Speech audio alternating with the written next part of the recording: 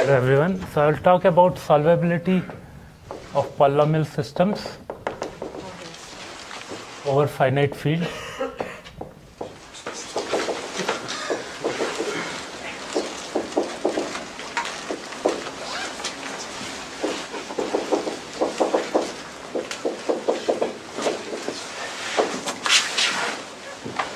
So what's our problem? We are given a tuple of polynomials, say f1, f2 through fm,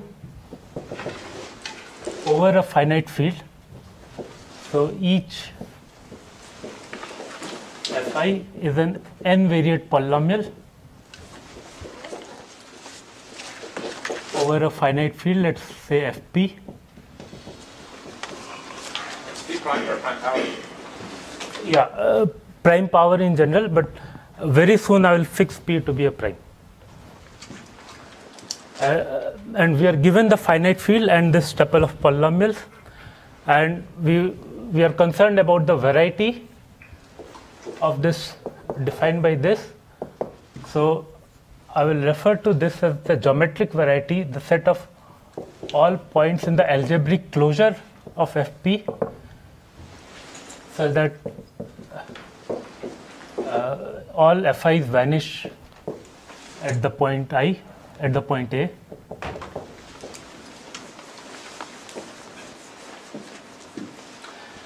But in this talk, I will mostly be concerned with the rational points on this variety, which is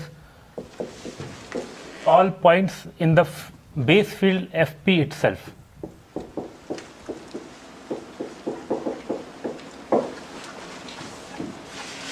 And ideally, given this bunch of polynomials, I want to be able to answer questions about the set of rational points on this variety efficiently.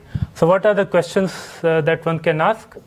The first is the solvability, which is the main topic of this talk.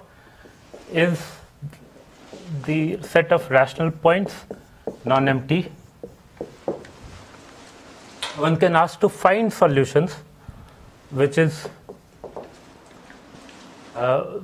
find a rational point on this variety. And one could also ask for the counting question: what is the size of this set of rational points? And we'll mostly be concerned about this question, whether the set of rational points is non-empty. But along the way, I will tell you things about these two questions also. So let me just make a few remarks about the input size and the input representation. How are the polynomials given to me? So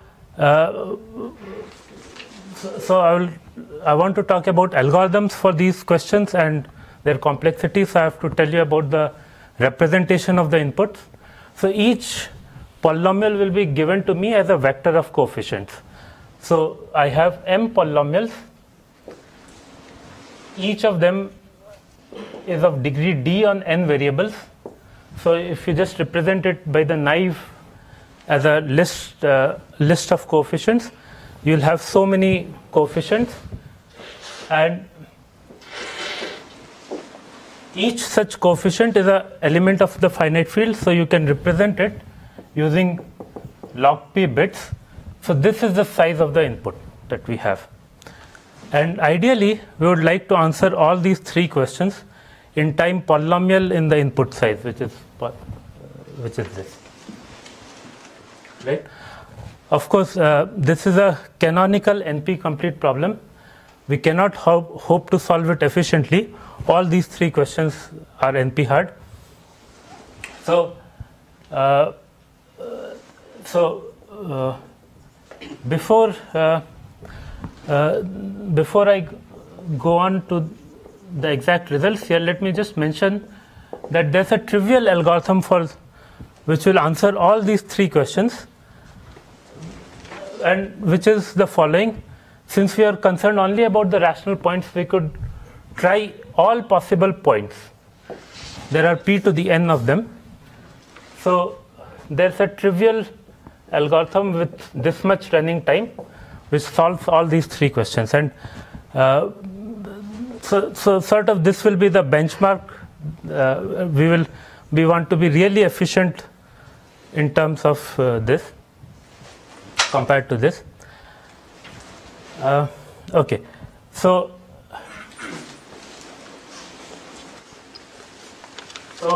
the theorem that I want to that I'll gradually build up to is the following. If you fix the dimensionality of this problem, so for any fixed n, there is a Poly's time algorithm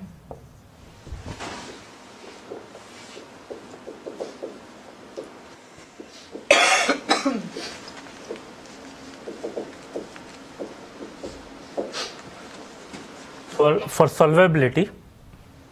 So let me just make a few remarks about about this theorem statement here. First of all, I have hidden the dependence on n here. The dependence on n currently that I know is rather bad. It's d to the 2 to the n times s. But I suspect that this can be improved. I strongly suspect this can be improved to d to the n. The analysis here is probably sloppy. The second thing is this builds on a series of results starting from the work of Burleykamp in the 60s. So I'll present all those ideas to you. And one can ask for similar questions, similar algorithms for questions 2 and 3. Now, this algorithm here is a deterministic algorithm. If you are looking for a rational point on this variety, we know of a randomized polynomial time algorithm for fixed n for doing this. And counting the number of rational points is difficult in almost all cases where n is more than 2.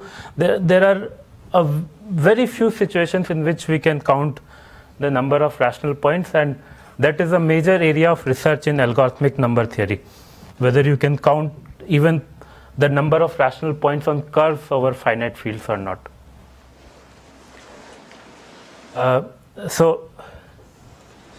Before you go on, so of course the trivial algorithm is polynomial in S. So P must not appear in this somehow. Yeah, so here P occurs in S as the logarithm, but then it doesn't occur explicitly otherwise in that. Yeah. So here we'll have running time which is polynomial in D, M, and log P. Okay.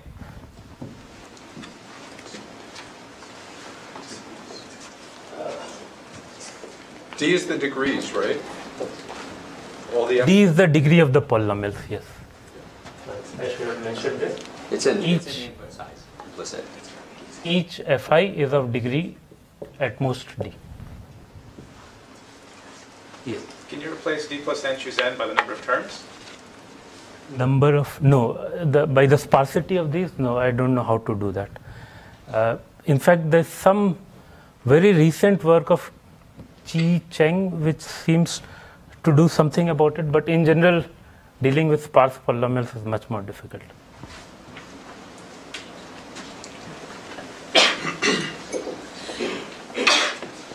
So throughout the rest of this talk, so I'll think of n as fixed. So it will be good for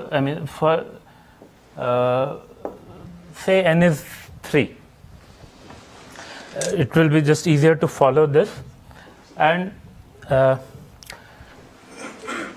for ease of presentation, I will assume that P is prime.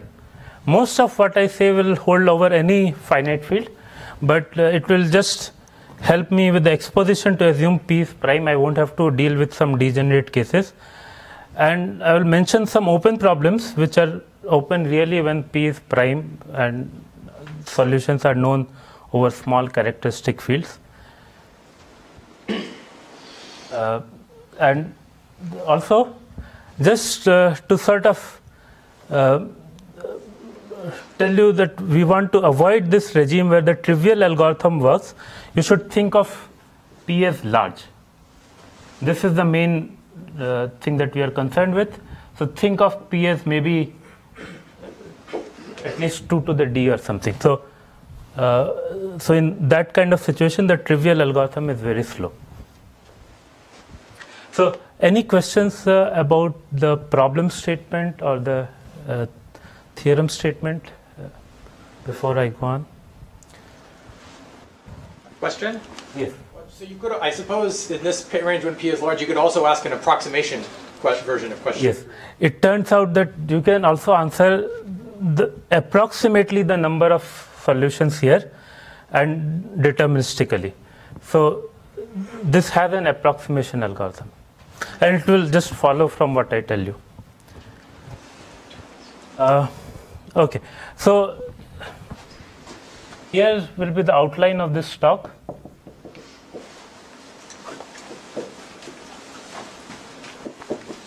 I will try to keep this outline here. So the way I plan to present this is to gradually build it up. I will start with the case where n is equal to 1, then go on to n equal to 2, which will contain most of the ideas anyway, and then see that how to generalize it to n equal to 3 and beyond. And within each n, I will first reduce the problem to varieties defined by a single polynomial. So in some sense to varieties which are correspond to hypersurfaces.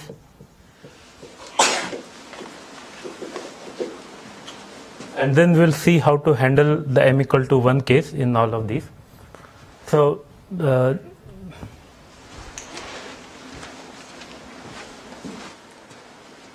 so let's go on to our first case, n equals 1.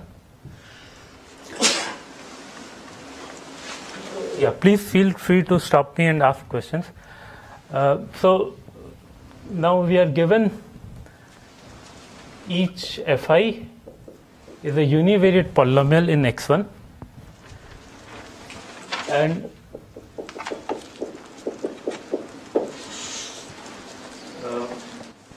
we want to know whether they have a common solution or not.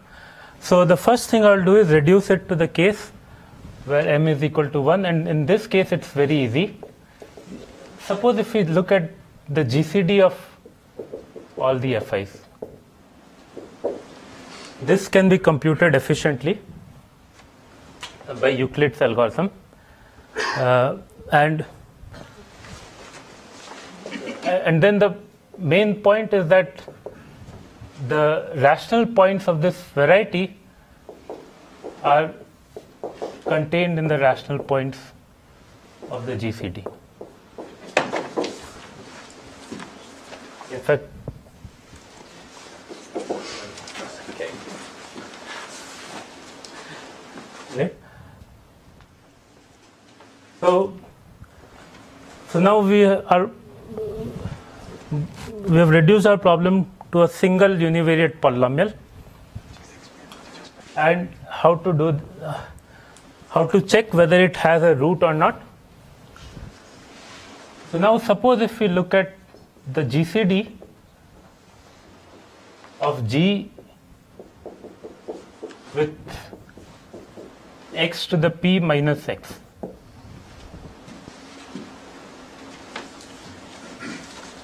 So now recall that over a finite field, x to the p minus x, it factors completely and the roots are all the points in the finite field. Right? So the roots of H will exactly be the rational points on G. And now the only non-trivial thing here is how to compute this GCD, and I claim that this GCD can be computed efficiently. The main point here is that this is a very large degree polynomial, so it's not immediately obvious how to do this. So basically we want to run Euclid's algorithm for computing GCD, but in the first step of the Euclid's algorithm, recall that you will divide this polynomial by this, so you will get some remainder,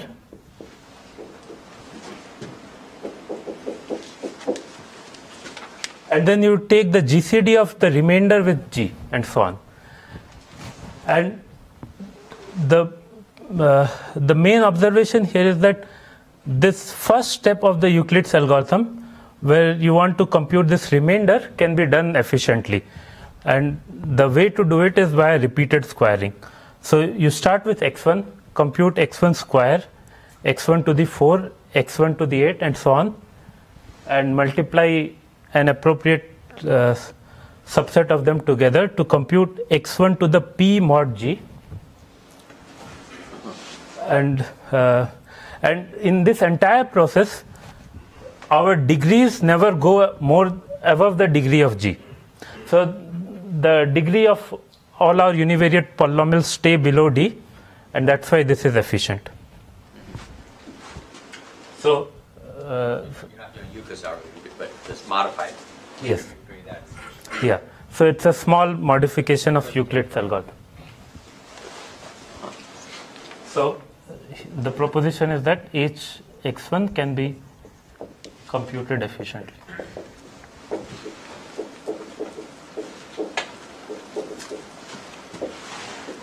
And we have a name for this. We call it repeated squaring.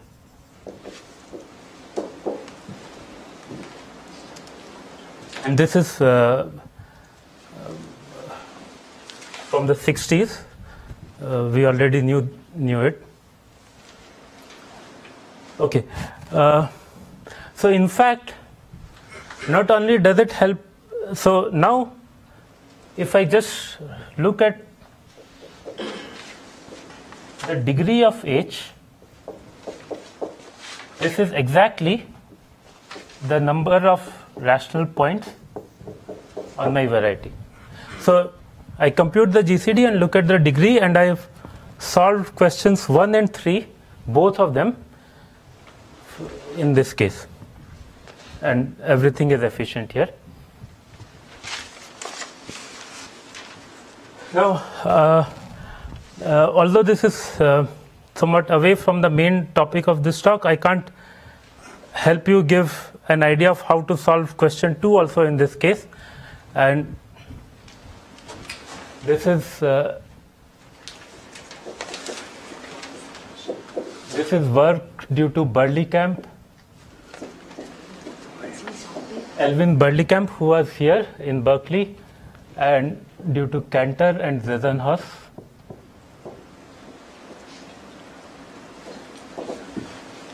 So now we want to find the roots of H also.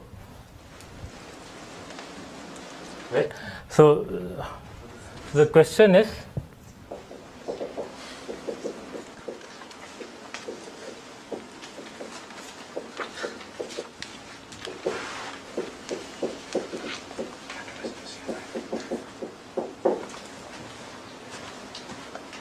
so let's say H, these are the roots of H, alpha 1, alpha 2 through alpha E.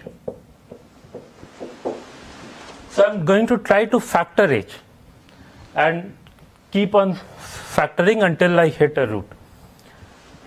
So here's one neat observation. how do I factor?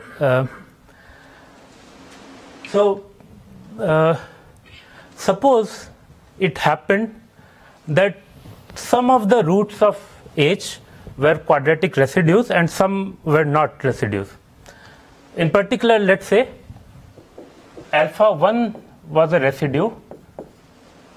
So recall that residues are in a finite field are all sort of the squares. A number is a residue if there exists a beta such that beta square is alpha, and also a number is a residue if and only if the p minus 1 by 2th power is 1. So if it so happened that one of among the pair alpha 1 and alpha 2, one of them was a residue and the other was a non-residue, then if you were to compute H hat, which is the GCD of H with the polynomial whose roots are all the residues in the field, x to the p minus 1 over 2 minus 1, then H hat will be a non-trivial factor of f of H.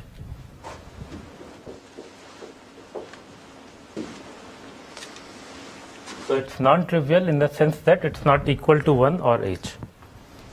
So just to summarize,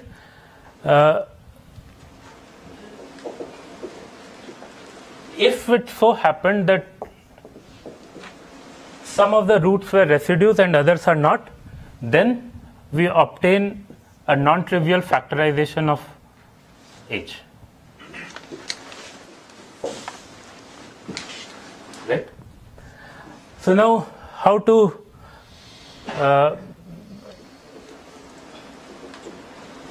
we handle the case where all the alpha i's are residues or all the alpha i's are non-residues? And here's the idea. It's a very simple one but a very beautiful one. Do a random shift.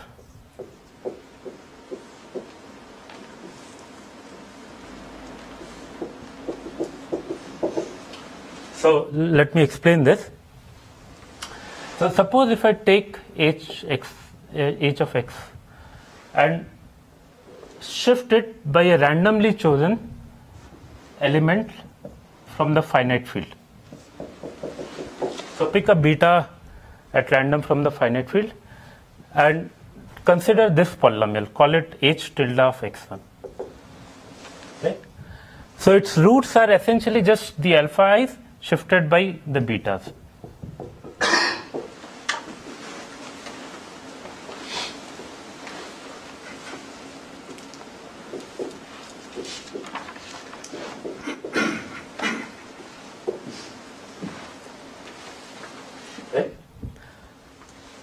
Now the claim here is that since this is h tilde is obtained from h by this simple shifting, in particular the factors of h tilde are in 1-1 correspondence with the factors of h just by shifting. So factoring h is equivalent to factoring h tilde. We know our beta. We have ourselves chosen it. And the claim is that with good probability h tilde satisfies this condition. So with good probability I can factor h tilde and thereby factor h itself. So with probability about half, That's a different p, right? yeah, okay. Yeah, it's some After that small. yeah. Prime, which is about half.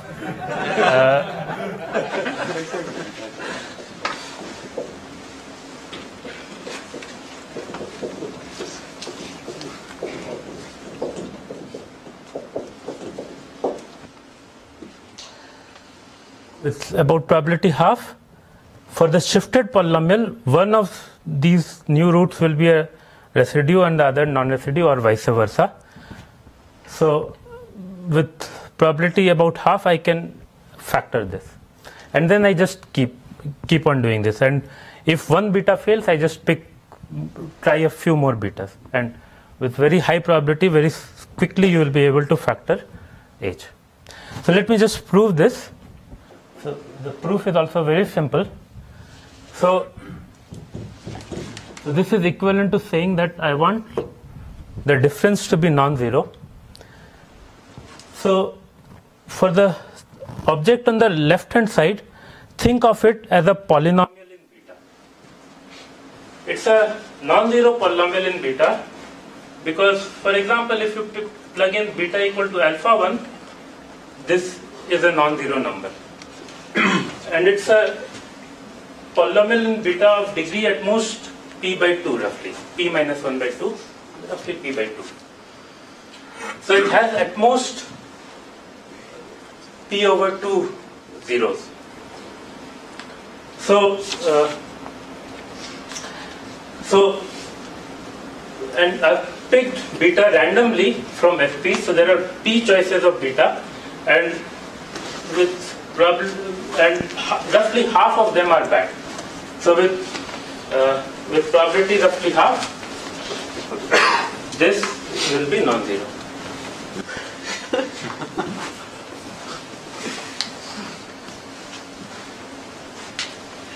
Okay.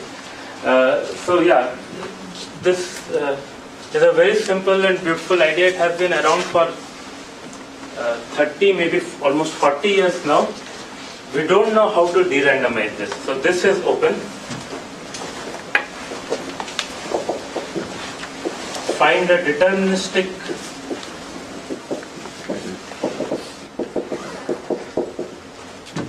polytime algorithm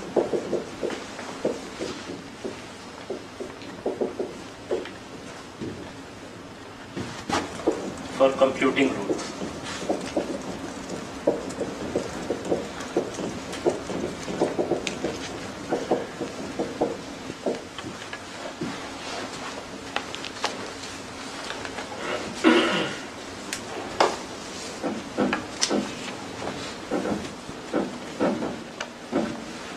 So that's all that I want to say about the case where n is equal to 1.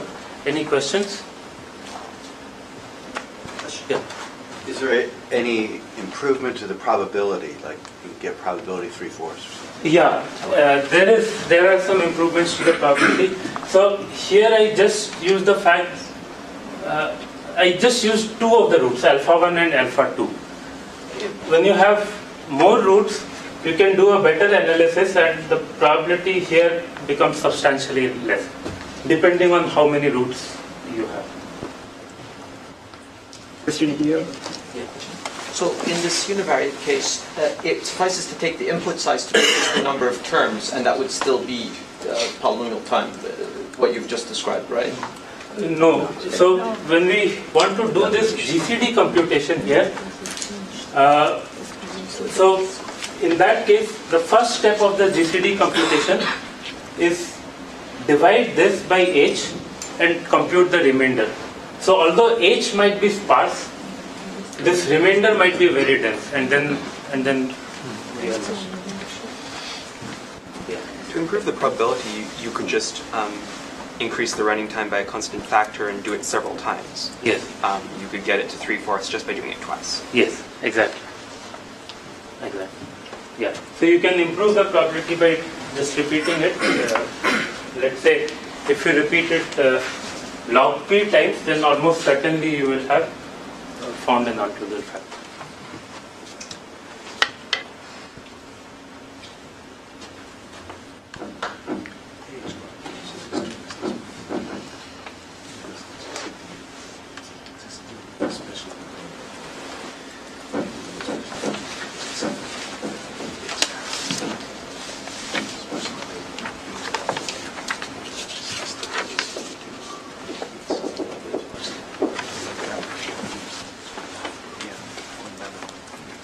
So let's now go on to the bivariate case. We have a bunch of polynomials, F1 through Fm. So for the exposition of the bivariate case, it will help me to think of my variables as x and y rather than x1 and x2. It will be easier to present things. And we are looking for rational points. And like before, the first thing one does is taking the GCDs of all the pairs. So suppose you take the GCD of F1 and F2. Call it G of xy. And suppose the GCD is non-trivial, it's different from 1. Then notice this, that our set decomposes into a union of two smaller things. So let's say F1 is G times F1 hat and F2 is G times F2 hat. Then the zeros of F1 and F2 decompose as zeros of G union the zeros of F1 hat and F2 hat. Okay.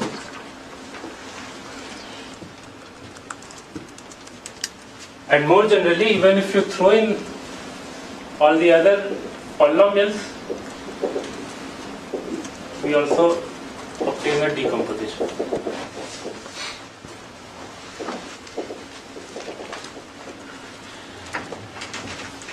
So we just let's keep on taking pairwise GCDs and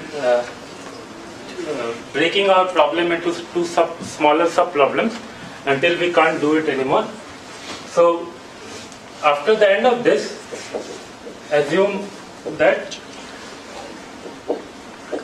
the FIs are pairwise co-prime.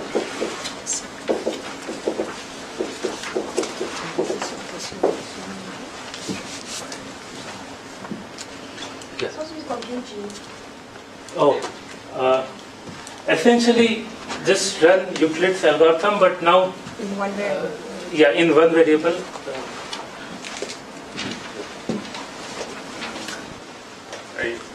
Is that really what you do? You just do the GCD with respect to one variable, or isn't this a random choice of change of variables or something? Yeah. So there are some degenerate cases. So what he's referring. Yeah, but I will ignore that degenerate case. There's an algorithm. Yeah. There's a random shift you can do to take care of it. So assume that the FIs are pairwise coprime. And this doesn't introduce a factor of 2 to the m. Sorry? This doesn't introduce an x. I mean, you have to do every pair and then they keep going. Yeah. But, no, it doesn't. It doesn't do too many. It doesn't. No, Okay.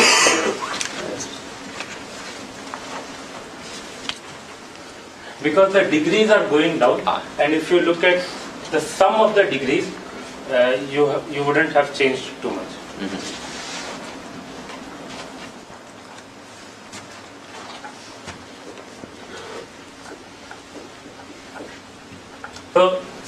So now, suppose m is 2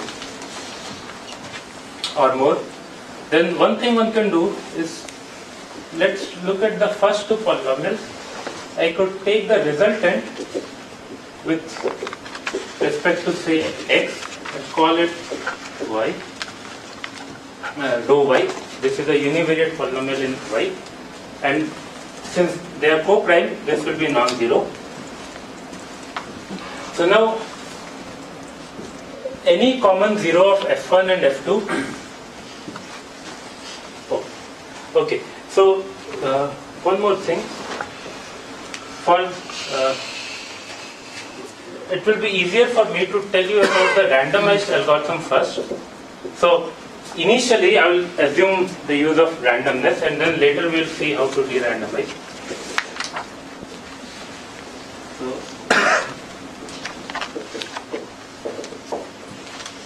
So here's where the use of randomness comes in.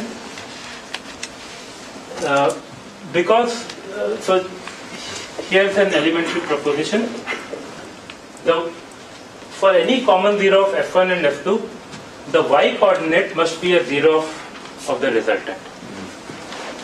So, if a point AB belongs to the variety of f1 and f2, then B must be a 0 of the resultant. So, by that algorithm that I told you, the randomized algorithm, you find all its roots. There are only roughly d square, many of them. For each of those roots, plug that back into the FIs, and I have gotten a system of polynomials in one variable, and then we know how to solve that. So that's it. So if m was more than 2,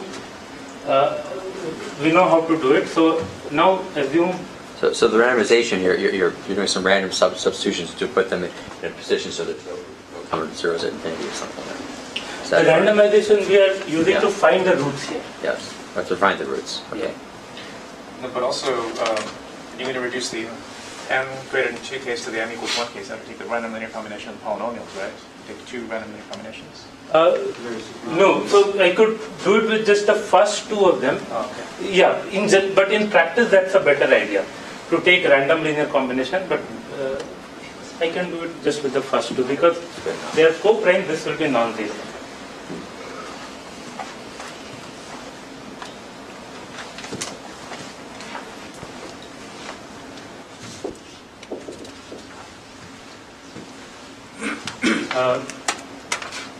Okay, so here we'll use what are called Weyl bounds. So let me tell you the idea behind Weyl bounds,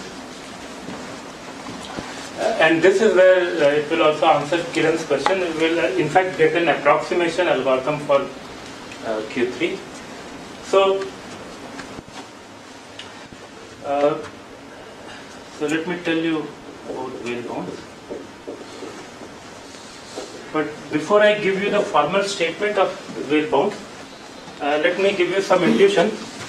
So suppose you ask this question. Suppose I pick a univariate polynomial over fp at random of degree d, let's say, just a univariate polynomial, and suppose I am interested in how many roots there are. So here's the question.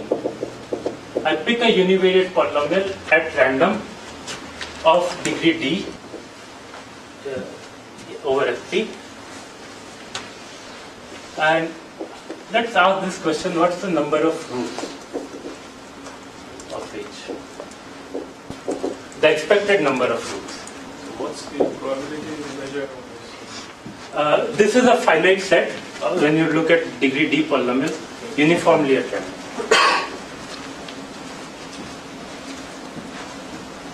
So the answer, it turns out, is 1. Almost 1. 1 plus 2 over p. But let's ignore this 2 over p. It's very small anyway. So in expectation, a random univariate polynomial has just 1 root in the base field. Does this number depend on the measure? I mean, if you take... Yeah. For the uniform distribution, it is 1. So now I can tell you about Weyl bounds. So suppose if I have a bivariate polynomial over fp now. So imagine doing this. So you have 2 variables. Suppose if you run over all possible choices of the y variable, all possible values of y in the field fp, then in expectation we expect for each choice of y we expect 1 0 to pop out. So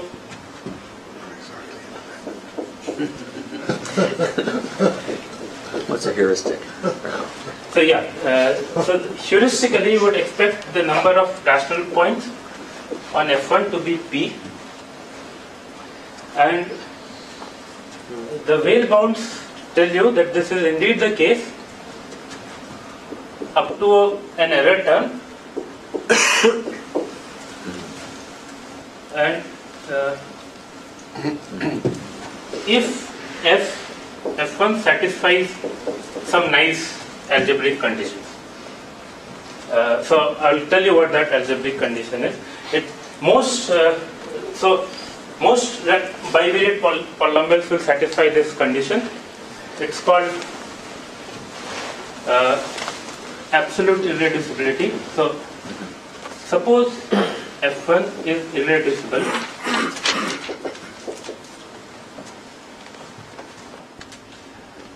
and also absolutely irreducible.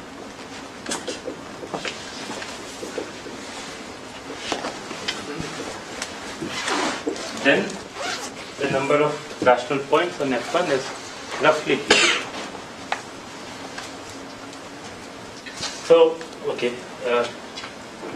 So by irreducible here I mean irreducible over FP, and absolutely irreducible just means that it's irreducible over the algebraic closure of FP.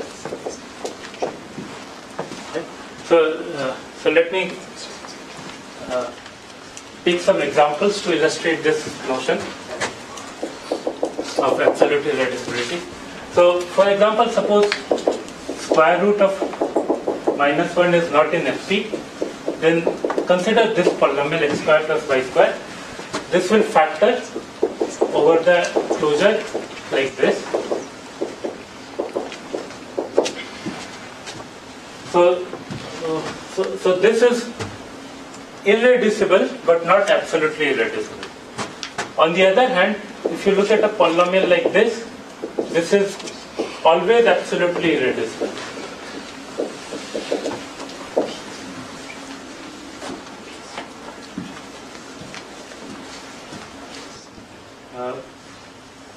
And the remarkable thing is that there is also a converse of this statement which is true. So not exactly, but there's a partial converse.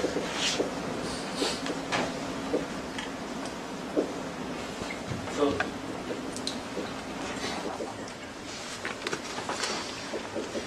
if F is irreducible and but not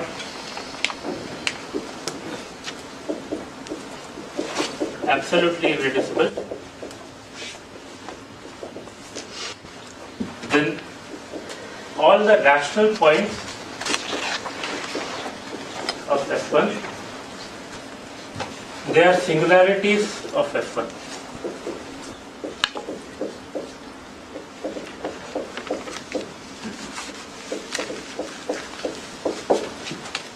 So in particular, the number of rational points can be at most d square.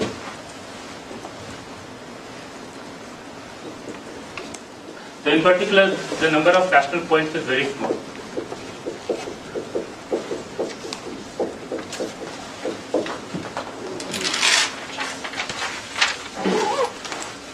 So let's see how to use this fact algorithmically.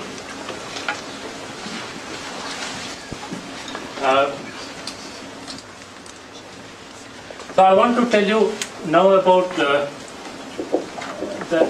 algorithmic use of this. So I've given a bivariate polynomial F1. So suppose I factor it.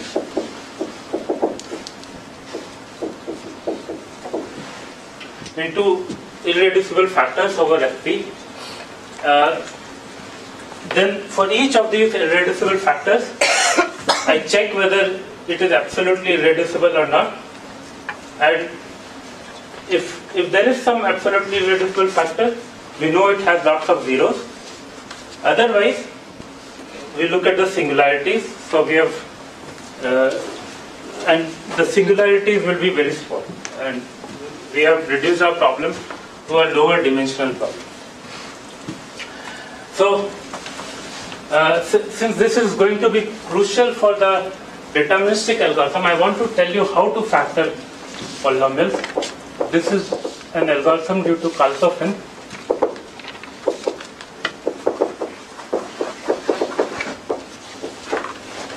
So, but instead of doing it formally, I will sort of do it in pictures.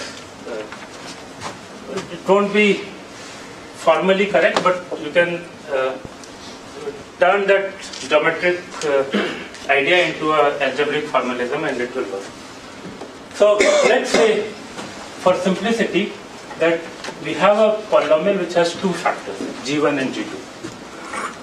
So if I were to draw the zero set of f, it will look like this. It will be a union of two curves. Say this curve is g1 equal to 0 and the other curve g2 equal to 0. And now the first idea is this. Suppose on this curve, on the first curve, I could find a lot of points. Let's say P1, P2, P d square plus 1. Suppose if I could find a bunch of points on all of them on the same curve out of these two. Okay, one more thing. Let's assume that we know the degree of G1 and let's say it's E. In practice we don't know, but we just guess it and we iterate over all possible choices of E. So, okay. So, by degree, do you mean total degree or? Total degree.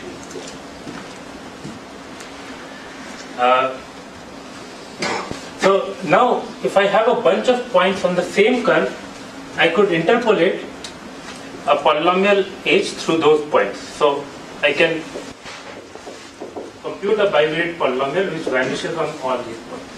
Okay? And let's say I interpolate a degree e polynomial through these points.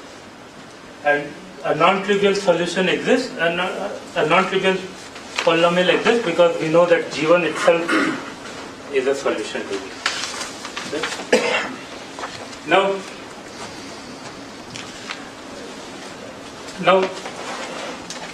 just observe by Bezout theorem. So we have a polynomial of degree e which vanishes on which has lots of common zeros with another irreducible polynomial of degree e. So h must in fact be just a scalar multiple of G1.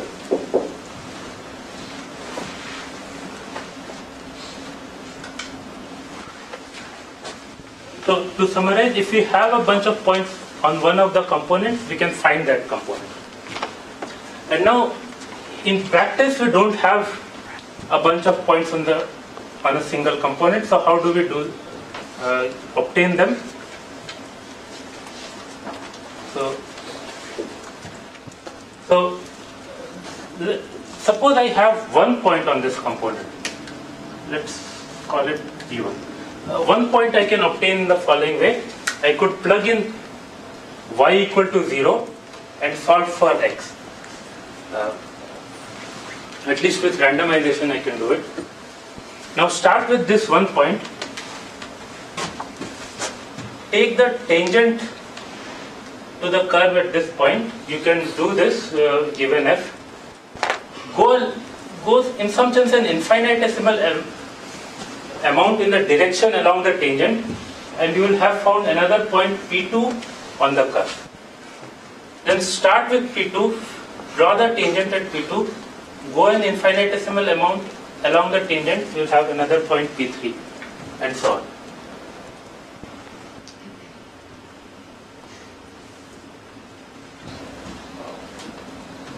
And that's it. And now I sort of waved my hands in the sense that I said go an infinitesimal amount along the tangent, but if you put it into an algebraic formalism, it turns out that this idea works. So this is Kaltoffin's algorithm for factoring bivariate polynomial. Yeah. How do you find the tangent? Just one of them. Yeah. So I'll leave it as an exercise. You look at the derivative of x, and the derivative will have two terms. Since you have a point on one of the things, that the other term which is not important will vanish. So roughly, if you just work it out, look at the derivatives of this, evaluate it at f1, you will see the tangent staring at you. So is this some kind of Newton-Hensel lemma for? Yes, yeah, you can view it. So the technical term for this is called Hensel lifting. But does this mean you go into the power series of one of the variables, or do you go over the p-adics? The power series over one of the variables. Okay.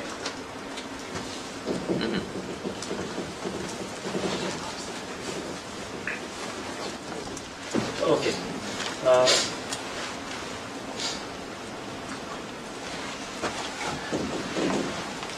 So now all this, if you think about it, if you combine the Weyl bounds with the factoring algorithm, we get a randomized algorithm for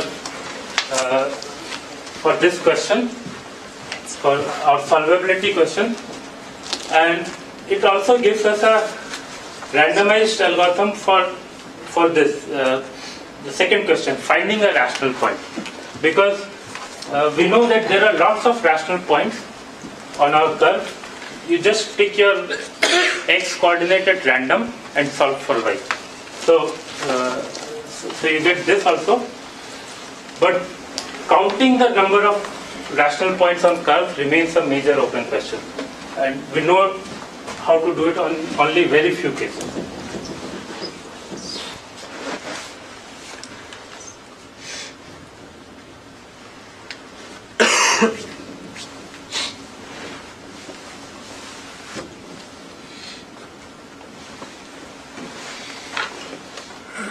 Sorry, there's a question. Yes. Quick question. You may have answered this already, but how do you find a single root in this Yes. case? So The root that you start out with. essentially, I plug in y equal to 0. So I take the intersection of the curve with the x-axis, And then you use the univariate. and then use the univariate root. Excellent. But what if your polynomial is a product of things with very few roots, and you don't find after plugging y equal to 0? So I mean, it's a product of components with each one having very, very few roots. Yeah, so in that case, the converse assures me that in that bad situation, all the roots are singularity. So I throw in the derivatives also, and then I form this new system, but I've reduced the dimensionality.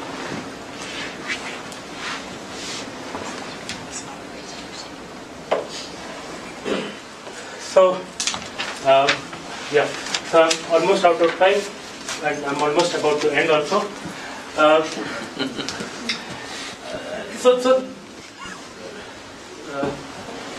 To make this deterministic, there were at around the same time similar ideas came about.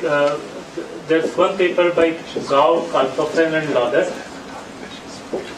and another by me, which the essential idea was very similar to this.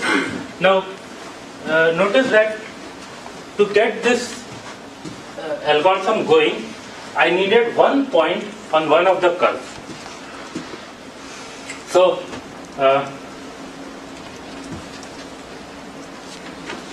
So I'm now into the deterministic algorithm.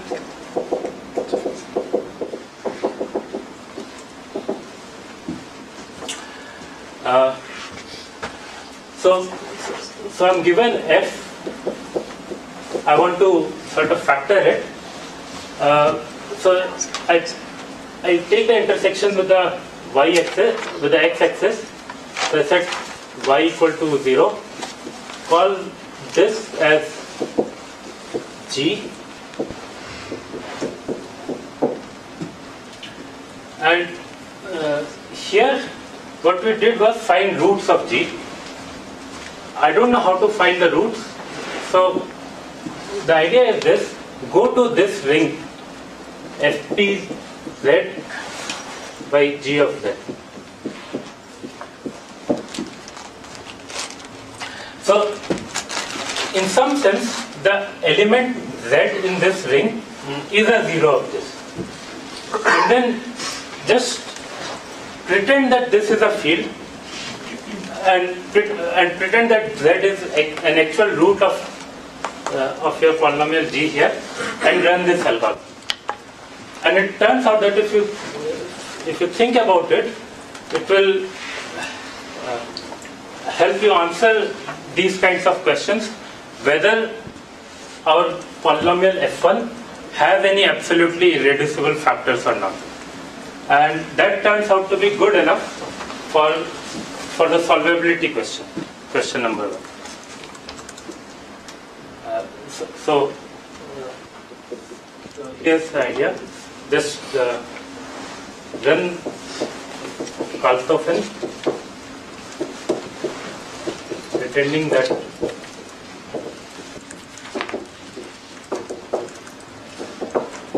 R is a field and Z is a root.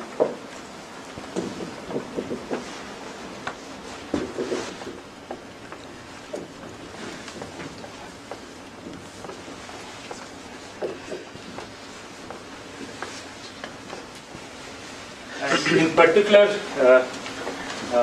you don't actually get the factors, but it gives you essentially all structural properties about the factors that you may want to know. For example, what are the degrees of the factors? What are the extensions in which what are the field extensions in which the various factors lie? All these structural properties about the factors of f you can answer. So I'll just end by making one remark that. So just a question. So it gives you the absolute factorization of f1 or this algorithm, or I will tell you a more precise statement. It gives you a partial factorization of f such that in the following sense. So suppose you factor f over the closure. F1 through Fs. These are the factors of f over the closure of f of the base field. Now you can collect together all the factors which have the same degree and the same splitting field. They're like the conjugates. So. Yes, which are the conjugates, and multiply all of them out. Okay. And so this algorithm will give you a partial factorization, which are all these products of things which are of the same degree and the same splitting. It's deterministic. It's deterministic.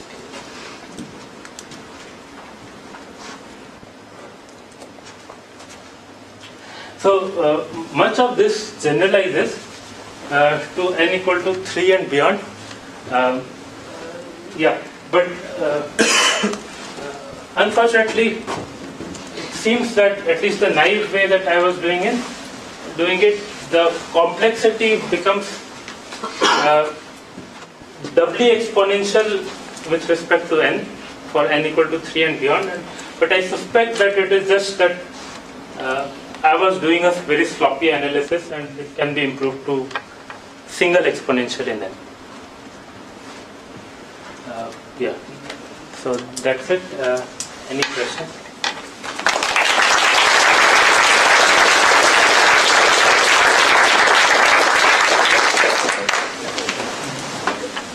Are the Vega-bounds known to be tight at all? Like, should there exist polynomials that have roots at the bounds? So I'm not sure because I did a heuristic calculation and this. So there are some heuristics which suggest that this error bound should be about d root p or d log p root p. So I don't know whether this d square is tight or not. My suspicion would be that like d log p or something like that is tight.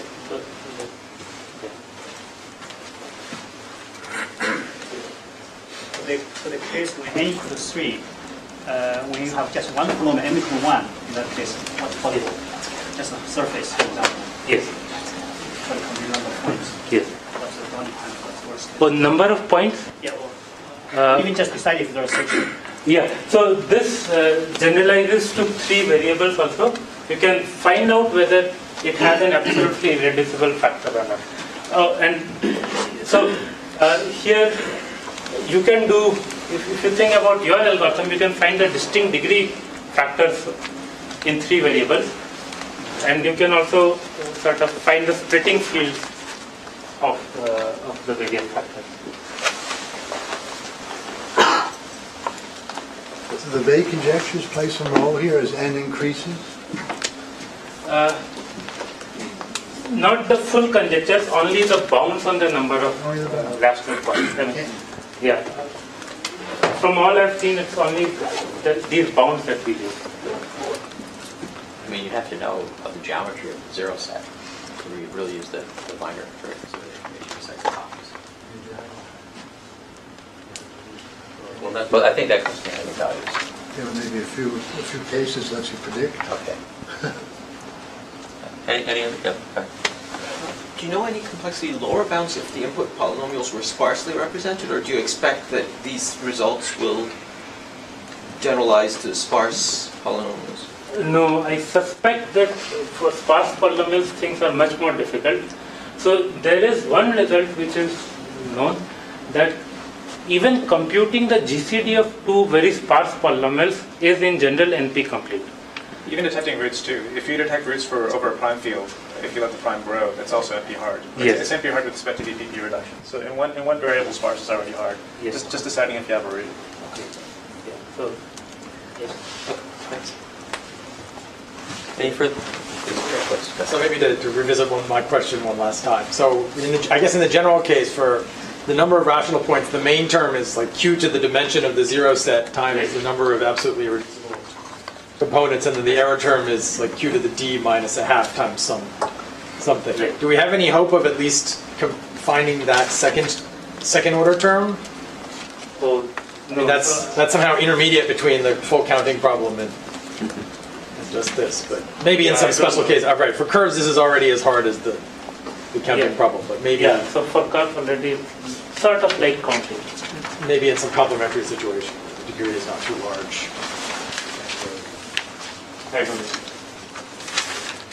Any more questions? Okay, let's thank Neeraj again.